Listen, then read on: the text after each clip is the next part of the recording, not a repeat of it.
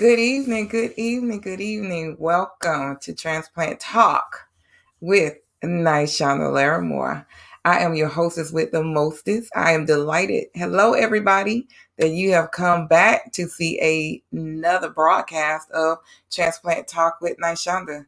And very quickly, I want to thank my sponsor, Tanya Thomas of Lady Odessa's Closet. And for all of my guests, if you use the code TTWN30, you will get 30% off of her clothesline. So make sure you go tell her Naishanda sent you, and thank you, Tanya, again for sponsoring Transplant Talk with Naishanda. Now, this evening, I went all the way back to California.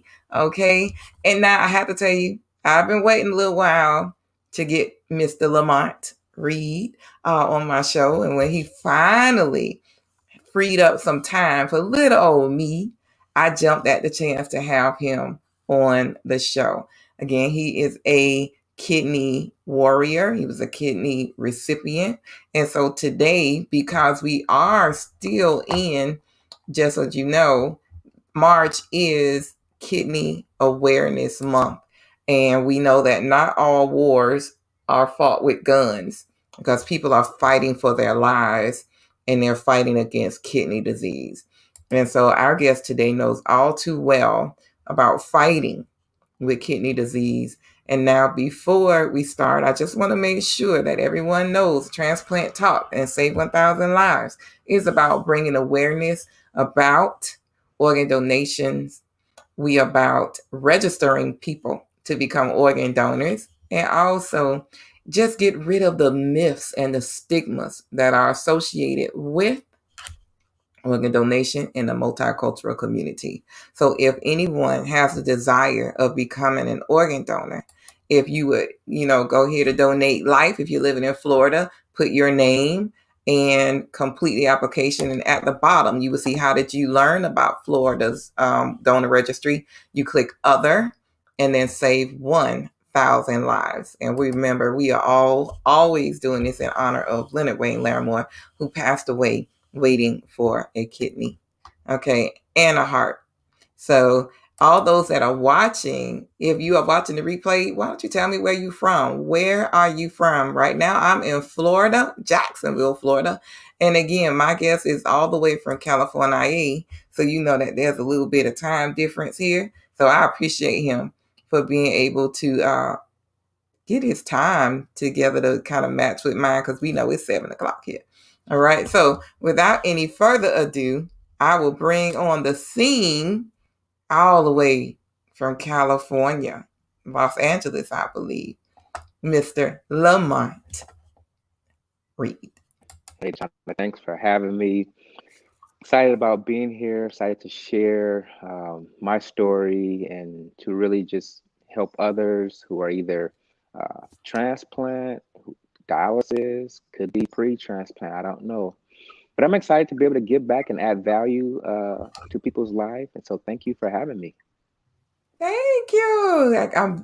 I am really excited. And again, I know we had spoken previously.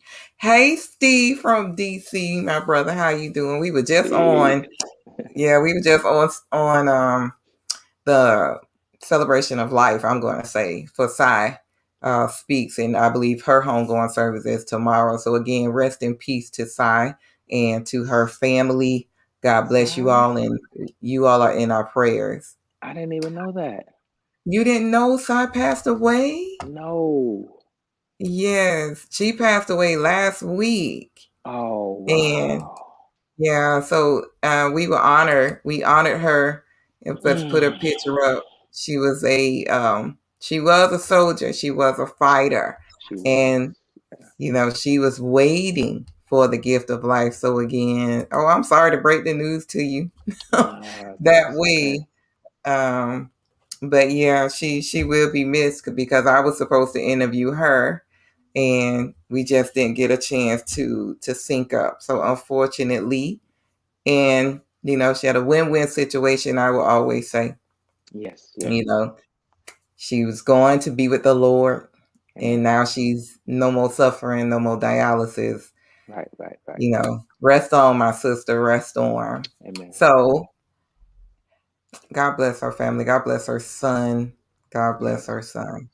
So today we are with again Mr. Lamont. And I know, let me tell y'all something. Y'all saying his name wrong. It is Lamont. Okay. Don't call him Lamar. Don't call him Lamonte. It's Lamont Reed. The only R is in his last name. So, Mr. Lamont, tell us a little bit about you. Who are you? It's a great question. So my name is Lamont. Of course, I'm over here in the West Coast, Los Angeles, California area. And of course, I'm a transplant patient, was a dialysis. Also, I have two kids and I'm married. I'm also a coach. I've been a coach for over 18 years. I have a business, fitness business, but I also have a life coaching business. And I like to be able to, pour into people. I like to help people to redefine living and overcome obstacles, adversity, and challenges so they can live a fulfilling life. I'm also part of the ESRD 18 network here in Southern California. I'm a subject matter expert, and also I'm on the board of directors for Comagine Health. So I'm an advocate for those who are either on transplant lists and those who have a transplant. So I'm an advocate. I like to really encourage those who are going through this like struggle. So that's kind of me in a nutshell. Oh, wow. I believe Stephanie was speaking on that on Sunday as well about having some advocates, and I think she went a little deeper on that as well, Mhm. in regards to being able to help people walk this journey that are waiting to receive a kidney. And yes, Steve is saying he has his own show. He's a host, so two hosts together. Mhm. And I'm just excited that he said yes, that he would be on this show. So I couldn't be more delighted that the other host. All right. Well, what tell us the name of that show so people can see your show. Steve said that. What's the name of your show with Oh, Steve? my show is Steve. It's what is it? It's redefined kidney disease. Basically, that's what we do. Um, and we that's what we do. We share kind of the same things that we're sharing right now, um, advocating, encouraging, talking about health, talking about mindset. A lot of stuff we talk about is mindset to be able to help people change their mindset. So yes. Hmm. Yes, yes. Well, that's good. So you mentioned you were married. So how long have you been married to your partner, to your wife? So we've been married 6 years. Oh, Yes. okay. Still newlyweds because you haven't hit that seven. So still newlyweds. Yes, yes. Well, so let me ask you this. Now, you've been married 6 years. Was this before or after transplant or during? This was before transplant. This was Be- dialysis. Okay. Yes. And so she knew that. What's your wife's name? Just so we recognize. Shalina. Shalina. Shalina. Yes. Okay. So Mhm. again, congratulations. Still newlyweds. That's Thank you. wonderful. I'm Thank you. still waiting. No rush. Don't go in my inbox. But I'm all right. I'm okay. I'm okay. Don't come for my inbox, please. I'm good. I'm good. And then you talked about you have two children. So I have two daughters. They was from a prior marriage. So I have Okay. my youngest daughter name is Alina. My oldest daughter name is LaJoya. So two beautiful girls. Oh. Yeah. Yeah, I have two girls too. Oh, Must be something about these girls. yeah, they take care of you. Yeah, oh, well, that's good. That's good. Okay, so let's talk about life before transplant. Did you have all of this going on before you needed to have a transplant? Were you always this Yes. busy? Yes. Well, when I first realized I had kidney issues, I was actually 12 years old. Oh, wow. So one morning I woke up and my feet were like elephants, elephantitis, right? My feet were so huge and I couldn't walk. I tried to walk, I couldn't walk. They were so I crawled into my mother's room As I crawled, I tapped her, and she looked, and she was like wondering, like, why am I down there crawling? My feet were so huge, and so of course she rushed me to the hospital, and then they found out that I had kidney disease, I had protein in my urine, and they didn't really know at the time the full detail, but they said I had FSG, which is, focal segmental sclerosis of kidneys. That's what they said at the time, and so that's when my journey kind of began at the early age of 12 years old. Oh, wow. And so how long did you struggle up until that from 12 until you had the transplant, or you had it under control? So when I was 12, the struggle began with a lot of the medication. They were giving me a lot of steroids, and so the steroids actually changed my attitude because Mm, I'm 12, 13 years old. So I'm going through puberty, right? Already mm, going into high school. Then they giving me steroid medication. So my attitude began to change. Of course, my face broke out. I got this real round looking face, and acne began to break out in my face. And so when you're in high school, when all those things are happening, all those variables, plus you're transitioning to high school, it became a very challenging time. I kind of like wasn't always putting myself out there in high school. I kind of isolated myself a little bit because my everything was changing, and it's one of the reasons actually I went into the military because I started to hang out with the people in ROTC, and yep. so usually at lunchtime you can go hang out in ROTC and be a part of people who are looking to go join the military. But it was a struggle then, and then ultimately, you know what? I believe that God really healed me because my grandmother and them prayed for me, and they Mm, prayed for me, and it was like gone. It was like no more protein in my urine anymore. It was gone. I don't know if it went dormant, but they said there was no more indication that I had kidney disease anymore. So I just give all the glory to God. That's why I wear my prayer shirt. That's why I wear my that's look up hat. Oh my goodness. Yes. So at what age was that when it was gone? It went away somewhere around 14 or so. I had been going to the doctors, getting the biopsies and everything. And then I went back and it was like, there's more protein in your urine. I don't know what I said. Oh, wow. And so, Okay. So that's Steve's question. Well, how did you get in the military with protein in your urine? That was yeah. Steve's question. And so again, yeah, before I joined the military, it had stopped. So the protein Hmm. in my urine had stopped before I joined. Yes. Wow. Well, thank you for your service. And how long were you in the military? I was in for about 3.5, close to 4 years Okay. in the Army. Okay. Yeah. In the army. Yeah, my dad was in the army. Okay. Wow. Yes. Well, I mean, that was a blessing, Yes, but it was. something had to happen to then for it to come back. So what happened? I can't pinpoint what happened. They don't know. So this is what, in hindsight, well, even in hindsight, I really can't clarify what happened. Being Okay. in the military, going through life, it could have been just natural stress, right? The stress, Mm, the cares of the world, right? The stresses of life. And then mhm, next thing you know, I started having protein in my urine again. And so when they tested me again, they started seeing protein in my urine, and they still didn't know what it was. But ultimately, they said that I had a virus that attacked my kidneys. First, they was calling it an autoimmune, like I had an autoimmune. They kept saying autoimmune, autoimmune. But then mhm. they said a virus. They said the parvo virus had uh, attacked my kidneys. So anybody know about the Okay. parvo virus? Parvo virus usually comes from animals, okay, or it could be in your body dormant, which you For won't even years? know about it. So they said, Wow. and unless you had a major surgery, you can be exposed to parvo. But if you haven't had a major surgery, there's nothing to expose you. And so they said I could have had it from a dog when I was just a little boy, and it was in my system dormant, or I could have, they don't know. They don't have no. That was the only thing they could give me. That was their hypothesis. Oh, okay. He said like nephrotic syndrome. Well, he said he had the same thing.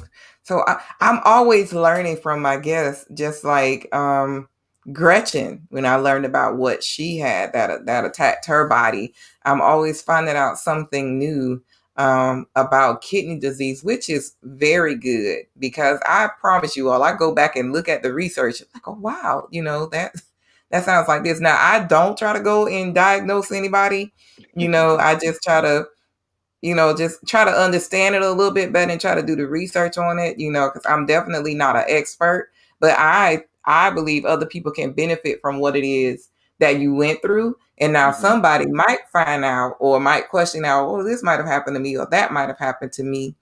But I guess my question between the ages of 14 and then, with you being in the military, did you eat any differently? Did you change, certain eating habits or rituals and routines that you would do? So when I was younger, a preteen or teen, I did change my eating.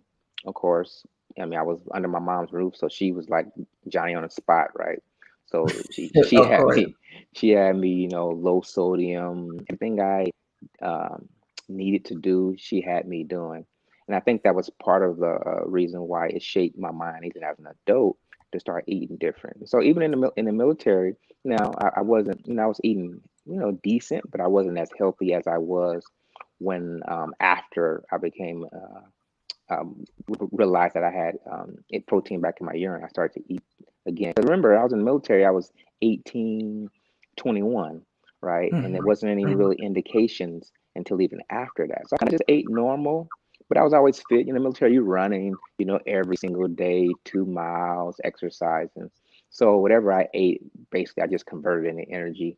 So my diet changed more as an adult as I began to, of course, exercise. Okay, so that changed because I was always exercising. Even now, you guys know I'm a trainer, been in this Yeah. business for over 18 years, and so with that, I was always in shape and I was eating good. So I ate very, very well prior to going on dialysis. Mhm.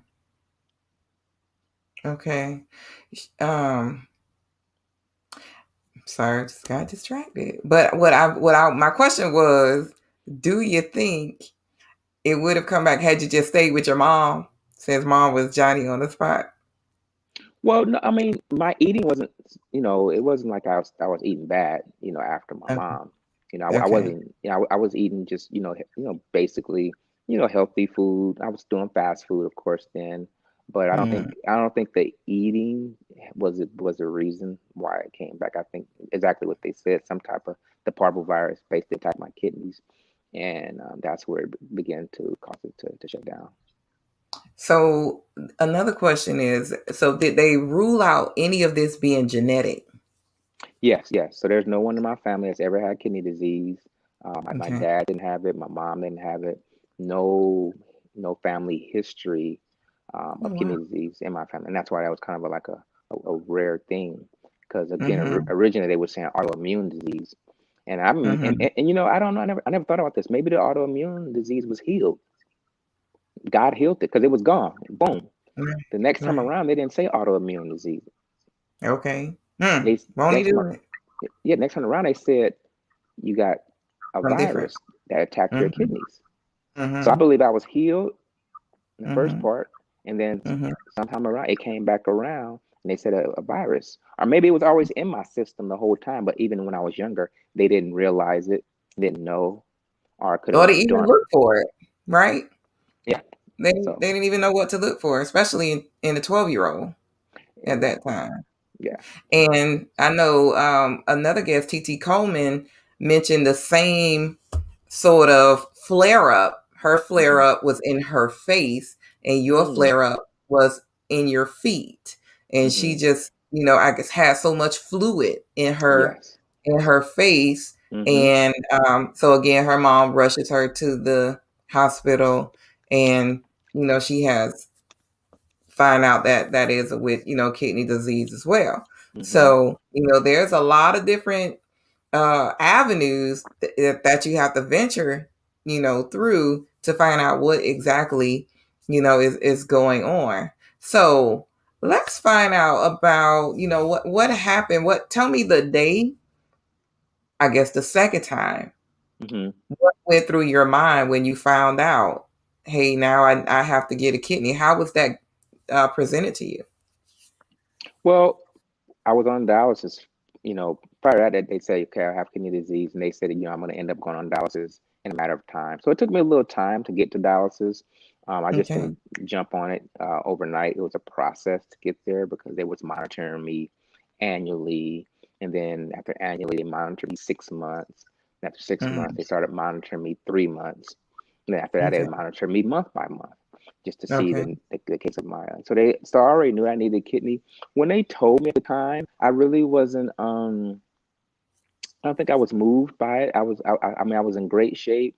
Mm-hmm. I should have had you had a picture and post of me, but I You was should. really, yeah, I was in really great shape. I was like 9% body fat. I was running. I was exercising. If you would have seen me, you wouldn't have even guessed or noticed that I was dealing with any type of chronic disease because I was working out. I was doing all these amazing things that even people who didn't have kidney disease was capable of doing. And so What? I wasn't really moved by with them saying, hey, you're gonna probably need a transplant. It was more like they tried to get me on a transplant. They got me on a transplant list prior to dialysis. Mm-hmm. Okay, so I was on a list Mm-hmm. prior, but it was going on dialysis that became kind of the immediate thought at the time. Transplant Okay. wasn't like the immediate thought. Dialysis was the immediate thought because that was the first thing that was Okay. like I was transitioning into. Okay. Wow. Okay. So the day they said we got to do a transplant, you were impressed about it. You just said, okay, let's do it, or did you have some other ideas? And so the transplant thing didn't come to 7 years later No. after being on dialysis. So I was on dialysis for 7 years. Oh wow. Yeah, so that's where it first began when I got on dialysis. And then they talk about transplant prior to dialysis, but as I've been on dialysis for 7 years, I began to process that. And I began to really then I began to really see, okay, I need a transplant. But again, prior to dialysis, it wasn't something I was really thinking about because I was still doing what I was doing. I wasn't going on dialysis. My life was still uh, relatively normal. No. But when I got Right. on dialysis, that's when I began to say, okay, this transplant thing, it got real now. So Yeah. Really. yes. Okay. So let me ask you about your daughters. Are you kind of watching them to make sure everything is all right with them? Are you concerned for their health? No, no, in no way concerned about my daughter's health. They've been healthy throughout their life. There's nothing that they've been getting their normal checkups and things like that. So nothing has affected them as it relates to my kidney disease. Uh, you know, so nothing. They've had their own little struggles. My youngest daughter had asthma before, but nothing related to kidney disease. So they've been good to go. So praise God for that. So Yeah, okay, yes. Let's make sure. Make sure God covers them. yeah. Just to make sure they do. Yes, yes. So you get the call, you say 7 years dialysis, 7 years, you waiting on a 7 years dialysis, 7 years you get a kidney. What did you do on the day where you got the call? So I got I three love these calls. stories. Oh, you I got got three. three. I love these stories. Like, I what do got three you all do? calls. So Okay. um, when I was on, I got the first call. I was excited, ready to go. Fell through. Didn't work. Wait, Okay. wait, wait. Was that a dry run? It was a dry run. And actually, I literally, so I didn't get my kidney in LA. I got my kidney in Portland. So they Oh, you went to literally, Oregon. I went to Portland, Oregon. So they literally flew me Okay. all the way to Portland, Oregon. When I got there, they said, "Hey, it didn't work out." So I got my kidney in Oregon because I was also I'm a veteran, so I got my kidney through the VA. So then, Okay. Oh, yeah. So then, I think 3 months later, they called me again. Right? I said, "Hey, we got a kidney for you." Right? And basically the same thing happened. No a dry kidney, right? run. Dry run. So It's a then, so then this is where it gets really good. Okay. September 3rd, 2017, they call me on the phone and I answer the phone. They say, "Happy birthday, Lamont." we have a kidney for you. And I'm like, what? I'm thinking this is a joke. It's a hoax. So I'm not really saying nothing. They said, no, we're serious. We're serious. They said, we got a birthday. I mean, got a kidney on my birthday. They said, yeah. Now, also, mind you, I had already had two, dry Right. runs. So I Right. wasn't really like totally elated. I just was like very calm and collective, did my due diligence, had my stuff already packed. And they said, okay, we're going to get you on a plane. And so, called my daughter. My daughter was in high school at this time. So I was telling her uh, about it, tell my wife. My daughter was like, Dad, three times is a charm. You're gonna get it this Oh, time. So she was excited. oh, So they took me to the airport, and then I went before my wife was able to come. And so when I got there, it actually happened. So it actually happened. So they flew me out. I got my kidney transplant on the 10th of mhm. September. Okay. So yeah, that was amazing. So that was, No yeah. more dry runs. No more dry runs. This is the real deal. No, I mean, I know that they are necessary because you want to make sure you don't have any rejections. But man, they're so heartbreaking. They are so heartbreaking to take that trip from California, get on the plane only to be told, no, it's not going to happen. So I know that's kind of frustrating. So what? Let me ask about this because while you're doing your dry runs, how is this affecting you mentally? Honestly, I wasn't really disappointed. I was, I live by faith. I constantly was, reading the Bible. I constantly pray. I had a great support system. Again, I was still doing my due diligence. I was very blessed because I was still working, but it was becoming challenging. Don't get me wrong. I was still having some hard times with it, but I Mhm. just kept the same mindset. I believed that it was going to happen, and that was where my faith was. Regardless of the dry runs, I knew I'm at the top of the list, right? Okay. Gary told me I'm at the Mhm. top of the list. And they Mhm. said, hey, you're gonna get one probably in 3 months. And then another they said, look, we're gonna give you a call again. So since you know, sometimes what makes life difficult is that we don't there's no end, you know. There's no and when we have an end date, then it lets us know, like say you're in a struggle and you say, hey, Mhm. at the end of this month, year, 2 or 3 years, 4 or 5 years, the struggle is over, right? We Mhm. can bear that, right? But when you Mhm. don't have an end date, like when I didn't know at the time when I was gonna get a kidney, that was more difficult. When I was on Right. dialysis, when I didn't know Yeah. when it was gonna happen, 1 year, 2 years, 3 years, or this, 6, 7 years, that was a little bit more challenging for me as opposed to saying, hey, you're at the top of the list, you're gonna get one in a year. So I'm like, hey, I'm just gonna roll with that. So, I was pretty good. So you definitely had is what I tell people sometimes, I'm delayed, but not denied. You Oh know, yes. Yes. eventually, eventually, that will come. So you got there. Was anyone with you? Because I know this isn't COVID. So who was with you when you're getting ready to go for your transplant? Your wife, your kids? Like what happened? What was going on that day? Because that's the big day. So amazing. So when I had the dry runs a couple of times, I posted on Facebook. But lo and behold, one of my long friends from Okay. elementary school seen the post, met me at the hotel. Okay. So we reconnected. Okay. And then here's the kicker. Um, a lady from my church, her name is Mother Maggie, her son lived in Portland and he was a pastor, right? Oh. And Mm-hmm. so when all this happened, he met me. Went to his house, went to his church. He came right before I had the transplant. Came to pray for me. Of course, my wife was there, and so she came to pray for me. My daughter was in school, so we didn't want to take her out of school, and so my Okay. wife was there, my daughter was there, and then my friend was there. And so after I had my transplant, they were all there, and then my friend, he had one of those trucks with the those food trucks. Okay. So after the kidney transplant, you could eat a lot more different things. And so he was like, "Man, once you have this, he came. He actually sent the Uber to pick me up after a while, and I went to his food truck, and I had what I had some catfish. I Oh, had you were some eating. had some po' boys. Oh He boy. he treated me with royal luxury. And so that Mm, was great. But yeah, very. that's how it went down. Oh wow. That was that was super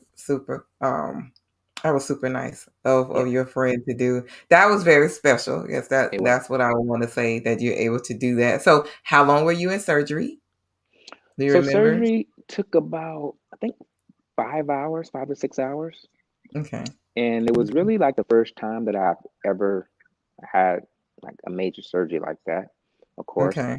And so it's Okay. 5 hours. Everything was very successful. I came out like most people come out when you're under that anesthesia. It was like, Groggy. you know. And so I came out of there and basically went through the process of, healing. And I stayed in the hospital actually probably like 5 or 6 days, Okay. um, in the hospital, going through the process of just starting to walk. I mean, the first day they had me walking. Second day they had me Mhm. walking. I walked further, walk further, walk further, and before you know it, Mhm. I was in the hospital taking laps. And once they All seen I was right. taking laps, they was like, "Okay, we're gonna send you back." So I wasn't at home. Remember, I was in Portland, so I was in a hotel, and Okay. so they let me go back to the hotel, and so that's where I was staying in a hotel up in Portland. So For a yeah. little while. Yep, I was there for about 3 months. Yeah, yeah. Hmm. I know they do that at Mayo. So, how many medications were you taking after transplant versus to how many medications are you taking now? Whew, I can't even think how many medications I was taking, A lot. when I first came off transplant, but it was a Uh-huh. whole lot. I A mean, I whole was lot. probably taking, so now I take actually about 20 pills. Okay. Still? Yeah, I Okay. take 20 pills. But then I was probably taking like 30, 40 pills at a time. Wow. Because I they wonder wing, why it varies so many. I don't know why it varies so. Somebody ought to tell me that. everybody's different. Yeah. Yeah. They you have a question right Good there. question. Yeah, that's a great question, Tony. I was gonna get him with that too at the end. I can address that now. I can continue with the Okay. story. What do you think? No, finish the stories just so So, I had all those pills, but see, they wean you off of some of the pills because again, practicing medicine is that's what they're doing. They're practicing medicine. So everybody's different, Mhm. you know, Right. height, age, culture. So they wean you off some of those things. I was taking prednisone. I started off with 5 pills of prednisone every Ooh, that's single a lot of day. them. So I was Uh-huh. prednisone 5 pills every day. Eventually, they weaned me off to 1 pill. So that was Okay. gone. And then a lot of Okay. the mycophenolate and the tetra and the tacrolimus, all those Mhm. pills changed. I was on a lot of vitamins also at the same time, plenty of Mhm. vitamins. So it was a lot of that stuff. After a while, they weaned me off of it, and I wasn't taking Okay. as much. So yeah, Okay. Okay. But you're it's not a lot, but it's at least 10 pills less than what you started off with now. probably about probably about 20 pills less. 20 pills less. Yeah. Now, I know you with the VA, so how costly are these pills? Because I hear it all the time. Um, some people get the medication for free, or it hits your pocket really hard. Yeah, so the VA, the VA's been real great. Prior to the VA, I heard horror stories about the VA, but it was really, really great with the VA. They took care of Mm-hmm. me, and so something I can manage. It's really not that expensive for me to, Okay. and part of the transplant, they paid a major portion of that of the transplant, so my bill wasn't that big for the Mm-hmm. transplant hospital stay. I mean, the VA really they really showed up. They really showed up, changed my perspective about the VA, from what I went through. World class service. Mm-hmm. I don't know if all VAs are created equal, but I They know are not. the one up in Portland is attached Mm-hmm. to the OHSU. okay, which is the Okay. Oregon State University. Okay, Okay. so they are attached. So you have the VA Portland, you have the Oregon State University, you have a bridge. They do transplants sometime together. And Mm-hmm. so Okay. the VA in Portland is very, very qualified. They're one of the top um, they're one of the Hospital. top hospitals in the nation, top Well, 10. shout out to them. Yeah. Okay, Portland, keep doing what you do. So before we answer Tony's question, I want to know what challenges are you facing now with, with COVID, and did you get the vaccine?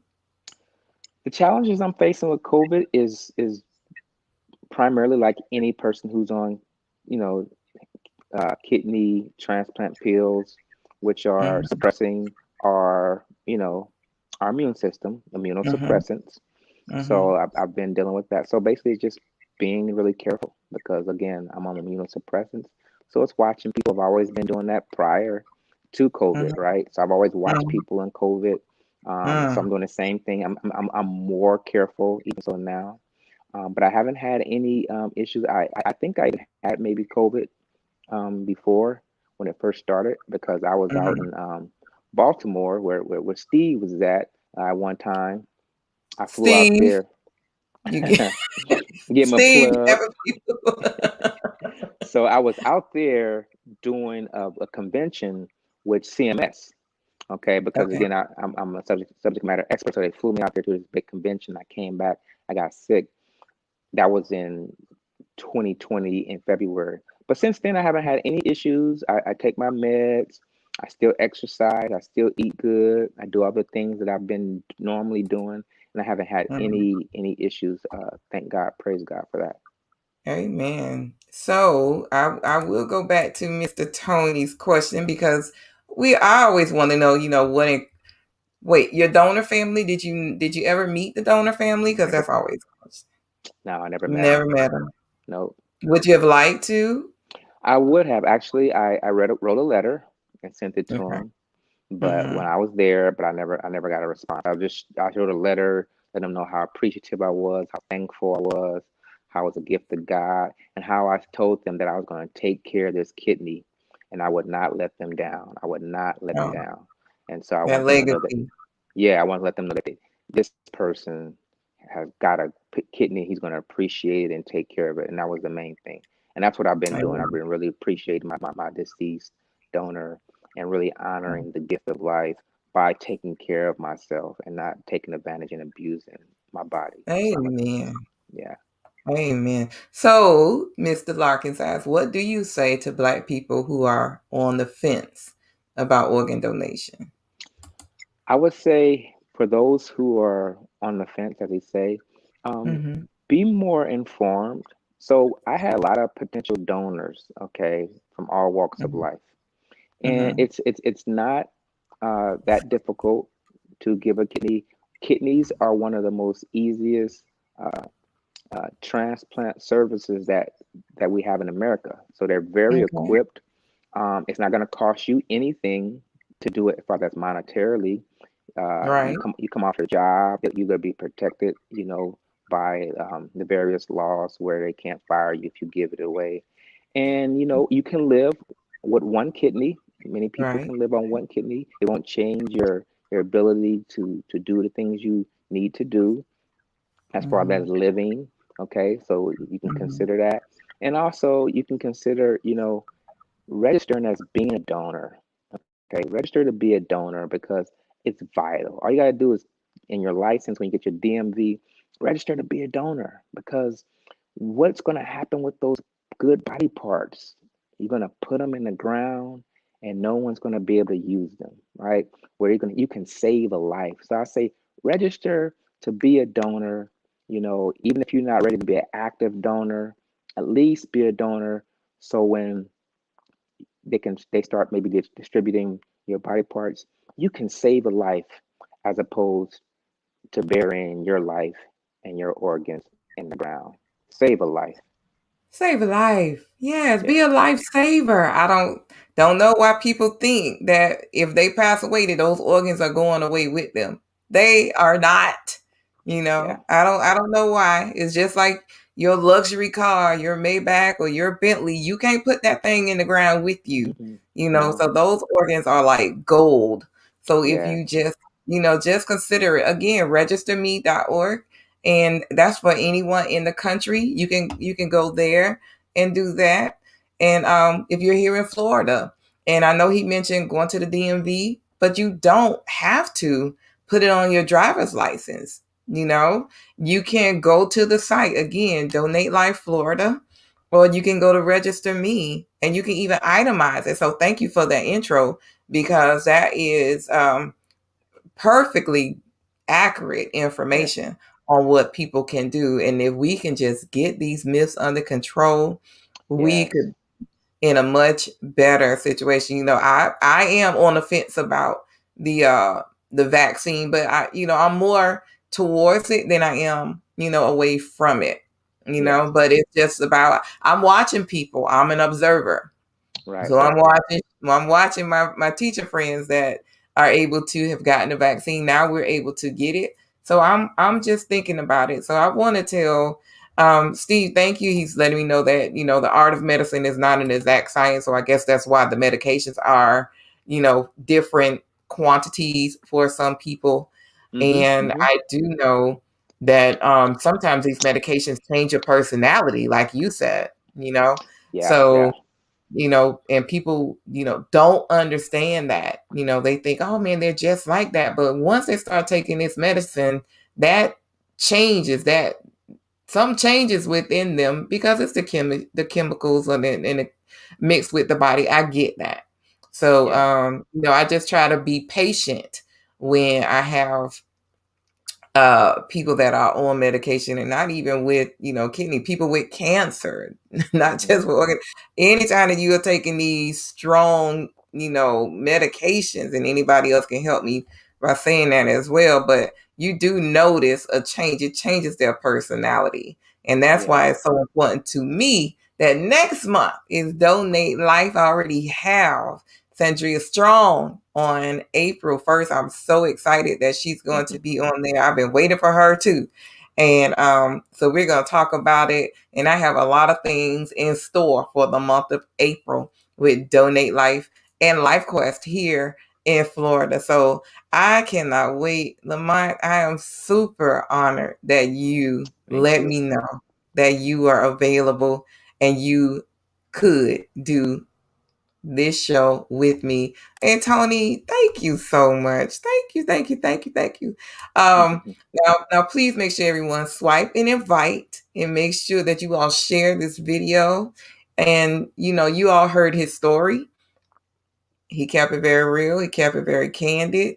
And I think it'll just be, such an honor for somebody else to see this and help break these myths, because I know so many African Americans are against organ donation. Yes. And we Yes. need to change that, because the majority of people needing a transplant, African Americans, need the kidney. So Mr. Reed, all the way from California, thank you for gracing me with your presence today. We will be working again Yes. together real soon. Yes. And Tony, I will be calling you, so look out for a call from me, my friend. Thank you all again for watching. Steve, thank you always for supporting. And thank you all for tuning in. I know we normally come on Thursdays, but look, I'm flexible. This is my show. This is my show. I can say when I'm going to come on and when I'm not. Nobody going to check me, right? Right. Right. Right. So I love it, love it, love it. So again, thank you everybody for watching, and all of your get understanding, learn more about organ donation, become an organ donor. God bless you all.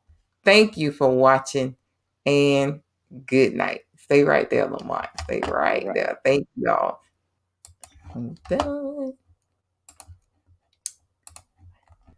It's coming, y'all. It's coming. Oh, you know what?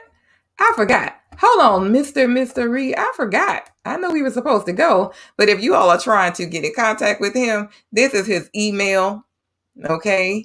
And this is also his website. I'm sorry, Lamar. I had to make sure I did that.